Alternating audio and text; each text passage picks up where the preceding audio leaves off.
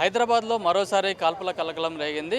ఈరోజు హైదరాబాద్లోని Victoria ground వద్ద సెల్ ఫోన్ దొంగలను పట్టుకునే క్రమంలో DCP south east zone DCP Chaitanya పైన దుండగులు కత్తితో దాడి చేయడంతో ఆత్మరక్షణ కోసం డీసీపీ కూడా వారిపై కాల్పులు జరిపాడు.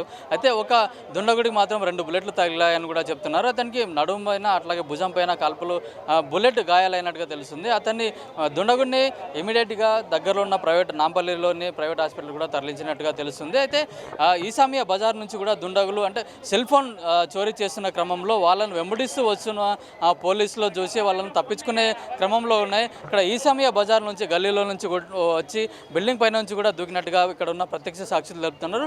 ఆ బిల్డింగ్ పై నుంచి దూకిన క్రమంలోనే వాళ్ళు వచ్చి అక్కడనే వాళ్ళు పోలీసులు కూడా వారించినా కూడా దుండగులు ఆగకుండా కూడా వచ్చి ఒక్కసారి మధ్యలో వాళ్ళను పోలీసులు పట్టుకున్న క్రమంలోనే వారి దగ్గర ఉన్న కత్తితో కూడా డీసీపీ చైతన్య పైన కూడా దాడి చేసినట్టుగా తెలుస్తుంది.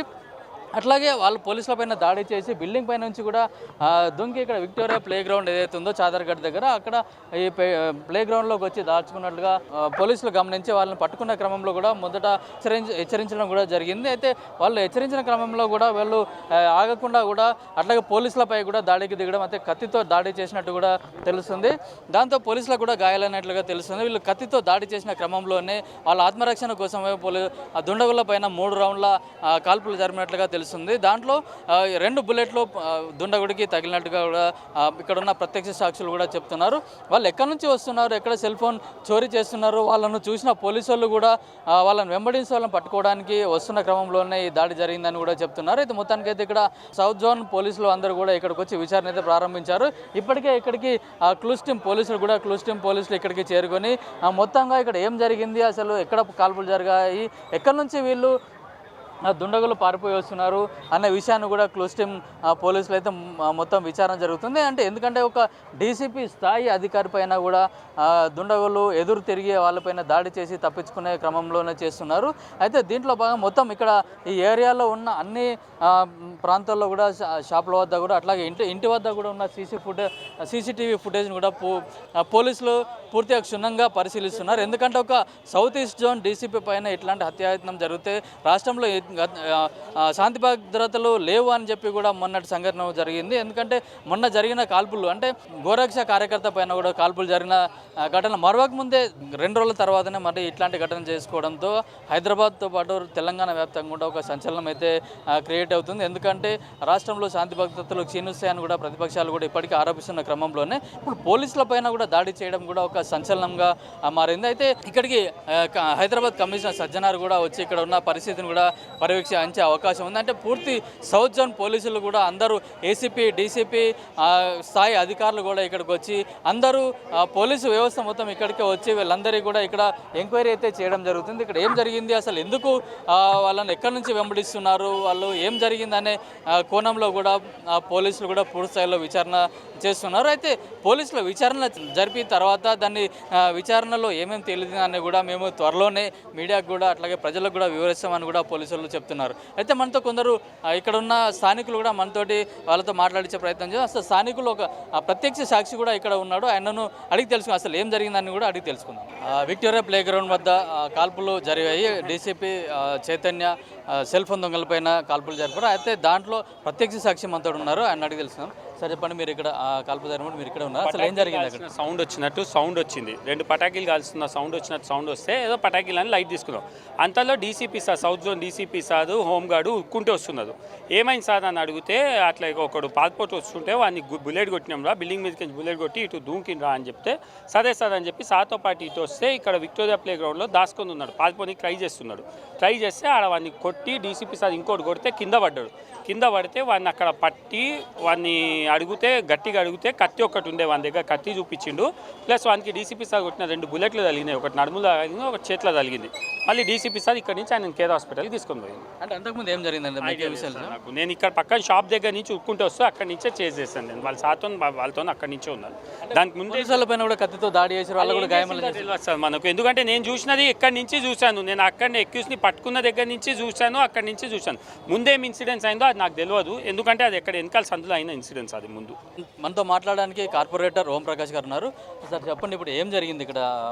పోలీసుల పైన కూడా వాళ్ళు హత్యాయత్నం చేసిండ్రు, మేము ఆత్మరక్షణ కోసం పోలీసు వాళ్ళం కాల్పులు జరపమని చెప్పారు. అంటే ఒక డీసీపీ స్థాయి అధికారి పైన హత్యాయత్నం జరిగిందంటే లోకల్లో మనకు హైదరాబాద్లో ప్రశాంతమైన వాతావరణం లేదు. అంటే గతంలో నిజామాబాద్లో కూడా చూసాం, ఒక కానిస్టేబుల్ చంపి కూడా అతను పారిపోయాడు, ఎన్కౌంటర్ చేశారు పోలీసు వాళ్ళు. కానీ హైదరాబాద్లో కూడా ఇట్లాంటి ఘటనలు జరగడం అంటే మొన్న కూడా ఒక గోరక్ష కార్మికుడి పైన కూడా కాల్పులు జరిపాయి. అంటే హైదరాబాద్లో గన్ కల్చరు ఎవరైతే దుండగులు ఉంటారో వాళ్ళందరూ కూడా ఎందుకు ఇట్లా పోలీసుల పైన తిరగబడుతున్నారు?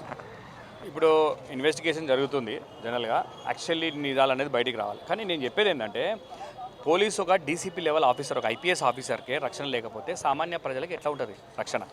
మొన్ననే గోరక్షకర్ మీద దాడి చేశారు, దానికన్నా ముందు సాక్షాత్తు మన కానిస్టేబుల్ని చంపేశారు. అంటే వీళ్ళు గన్నులు పెట్టుకొని హైదరాబాద్లో తిరుగుతుంటే మన వాళ్ళు ఏం చేస్తున్నారు? పోలీస్ తప్పు కాదు ఇలా, నేను క్లియర్గా చెప్తున్నా. మన పోలీస్ వ్యవస్థ పర్ఫెక్ట్ ఉంది. ఇన్ని రోజులు ఎందుకు జరగలేదు హైదరాబాద్లో? మేమందరం ఎవరు రక్షణలో ఉన్నాం? పోలీస్ రక్షణలో ఉన్నాం. కానీ ప్రభుత్వం నిర్లక్ష్యం ఇది. ప్రభుత్వము ముఖ్యమంత్రి దగ్గరనే హోమ్ మినిస్టర్ ఉంది, ఆయన ఎప్పుడు టైం దొరుకుతుంది? ఆయన ఎన్ని శాఖలు చూస్తాడు? మున్సిపల్ శాఖ ఆయన దగ్గరనే ఉంది, ఎన్ని శాఖలు చూస్తాడు ఆయన? మరి ఇప్పుడు డీజీపీ గారికి కానీ, డీసీపీ కానీ ఐజీలకు కానీ ఎవరిస్తారు? వాడు గన్ను పట్టుకొని హైదరాబాద్లో నడి రోడ్డుల బస్సులలో తిరుగుతుంటే వాడు ప్రజల ప్రాణాలకు రక్షణ ఎక్కడ ఉంది? ఇది ఎంఐఎం ఎంఐఎం ప్రోద్బలంతో ఈ ప్రభుత్వం ఎంఐఎంకు భయపడి ఈ దుండగులను వీళ్ళు కాపాడుతున్నారు. ఏం ఏనిగా పోవాలన్నా కూడా ఆఫీసర్కు అతనికి ఏమాత్రం కూడా స్వేచ్ఛ అనేది ప్రభుత్వం ఇస్తలేదు. ఎందుకంటే ఎంఐఎం ప్రెజర్లు వస్తుంది. ఇప్పుడు ఎవరండి వీళ్ళు? మొన్న దాడి చేసిన కానిస్టేబుల్ దాడి చేసింది ఎవరు? గోరక్షకుని మీద దాడి చేసింది ఎవరు? ఈరోజు ఈ డీసీపీ మీద దాడి చేసింది ఎవరు? వీళ్ళందరూ ఎవరు అసలు? వీళ్ళు ఎంఐఎం ప్రోద్బలంతో మళ్ళా టెర్రరిజము, ఐఎస్ఐ గుండాలు వీళ్ళందరూ మళ్ళీ ఇక్కడికి వచ్చి శాంతి భద్రతలు, హిందూ ముస్లిం గొడవలు పెట్టాలి, హిందువుల మీద దాడులు చేయాలి, పోలీసులను భయభ్రాంతులు చేయాలి, ఇక్కడ ఉన్న ప్రజలందరినీ భయపట్టియాలి. ఇది వీళ్ళది. సో దీన్ని కంట్రోల్ చేయాలంటే ఫస్ట్ ముఖ్యమంత్రి గారు పోలీసులకు ఫుల్ ఫ్లెజ్ పవర్లు ఇవ్వండి, 100% కవర్ అవుతుంది. కొత్తగా వచ్చిన డీజీపీ కూడా చెప్పారు, మాది పోలీస్ బుక్ ఉంది మా దగ్గర అని చెప్తున్నారు. కొత్త డీజీపీ ఎవరైతే ఉన్నారో ఆయన కూడా వచ్చి మా దగ్గర పోలీస్ బుక్ ఒకటే ఉంది, ఎట్లాంటి పరిస్థితుల్లో కూడా హైదరాబాద్ ప్రశాంతంగా ఉంచుతామని చెప్తున్నారు. దాన్ని చెప్పిన తర్వాతనే 3 సంఘటనలు వరుసగా జరిగినాయి. ఎగ్జాక్ట్. నేను ఇప్పుడు కొత్తగా వచ్చిన డీజీపీ గారికి అడుగుతున్నాను. నేను డీజీపీ గారు మీరు చార్జ్ తీసుకోగానే 3 సంఘటనలు జరిగినాయి, 3. అంటే మీరు చెప్పండి, ఇక మీ బుక్లో ఏం రూల్ ఉంది, మీరు ఎట్లా పరిపాలిస్తున్నారు, మీరు ఎట్లా యాక్షన్ తీసుకుంటున్నారు, మీరే చెప్పాలి. మీరు చేయగలుగుతారు, మాకు ఆ నమ్మకం ఉంది. పోలీస్ వ్యవస్థ మీద మాకు ఏం ప్రాబ్లం లేదు. కానీ మీకు ప్రభుత్వం మీకు కరెక్ట్ గైడెన్స్ ఇస్తలేదు. ప్రభుత్వం ఎవరో ప్రెజర్లో ఉంది.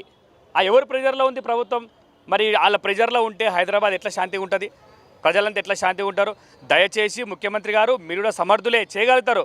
పోలీసుకు ఫుల్ పవర్లు ఇవ్వండి. ఇలాంటి దొంగలను ఈ గన్ను జోబులో పెట్టుకొని అయితే చిన్నపిల్లలు తుపాకులు పెట్టుకొని తిరుగుతారు దీపావళి పండుగకు, అట్లా తిరిగేటోళ్ళను ఫస్ట్ ఇమీడియట్లీ అరెస్ట్ చేయండి, వాళ్ళని శిక్షించండి, ప్రజల ప్రాణాలను కాపాడండి. ఈ హైదరాబాద్ మహానగరం, ప్రపంచంలో పేరున్నటువంటి నగరం, ఇక్కడ ఇలాంటి కార్యక్రమాలు జరిగితే అభివృద్ధి అనేది టోటల్ 0 అవుతుంది. దయచేసి గమనించండి. ఇప్పుడు ఏం జరిగింది అంటే వాళ్ళు సెల్ ఫోన్ దొంగలను పట్టుకునే క్రమంలోనే మేము వచ్చినామంటున్నారు. నేను అనుకున్న దాని ప్రకారం ఇది సెల్ ఫోన్ దొంగలనో లేక చిల్లర ఏదో పాకెట్ మార్లు కావాలంటే నేనైతే నమ్మనది. దీని వెంబడి చాలా పెద్ద కథ ఉంది, దీని వెంబడి చాలా పెద్ద స్టోరీ ఉంది. దాన్ని పోలీసులు అందరూ దాన్ని ఇంకా ఇన్వెస్టిగేషన్ చేస్తున్నారు, బయటపడుతుంది. మా అనుమానం ఏంటంటే ఇక్కడ ఎంఐఎం ప్రెజర్లు వచ్చి ప్రభుత్వము డీలా పడుతుంది, పోలీసుకు సరైనటువంటి ఆర్డర్లు ఇస్తలేదు. పోలీసులను సమర్థవంతంగా వాడుకున్నట్లయితే క్రైమ్ అనేది పోతుంది. అయితే ఇక్కడ పూర్తిగా ప్రభుత్వ వైఫల్యం ఉంది, పోలీసులకు ఫ్రీ హ్యాండ్ లేదు కాబట్టి పోలీసులు కూడా ఏం చేయలేకపోతున్నారు. వాళ్ళ కనుక ఫుల్ ఫ్రీడమ్ ఇస్తే కనుక హైదరాబాద్ ప్రశాంతంగా ఉన్న హైదరాబాద్ మరింత ప్రశాంతంగా ఉంటుంది. ఎందుకంటే ఇప్పటికే హైదరాబాద్ ప్రపంచ పటంలోనే ఒక హబ్గా ఉంది. ఒక ప్రపంచంలో హైదరాబాద్ కూడా చాలామంది అంటే ఇప్పుడు కాస్మోపాలిటన్ సిటీగా ఇక్కడ ఉంది. ఎందుకంటే ప్రపంచంలోనే కాకుండా దేశవ్యాప్తంగా ఉన్న అన్ని రాష్ట్రాల ప్రజలు కూడా ఇక్కడ హైదరాబాద్లో నివసిస్తున్నారు. చిన్న చిన్న పనులతో పాటు పెద్ద పెద్ద అంటే సాఫ్ట్వేర్ కంపెనీలో పని చేసుకునే వాళ్ళు కూడా హైదరాబాద్కి వచ్చి ఇక్కడ నివసిస్తున్నారు. కాబట్టి హైదరాబాద్ మాత్రం ప్రశాంతంగా ఉండాలంటే పోలీసులకు మాత్రం ఫుల్ పవర్ ఇచ్చి ప్రశాంతమైన వాతావరణాన్ని ఇక్కడ కల్పించాలని కూడా స్థానికులు కోరుకుంటున్నారు.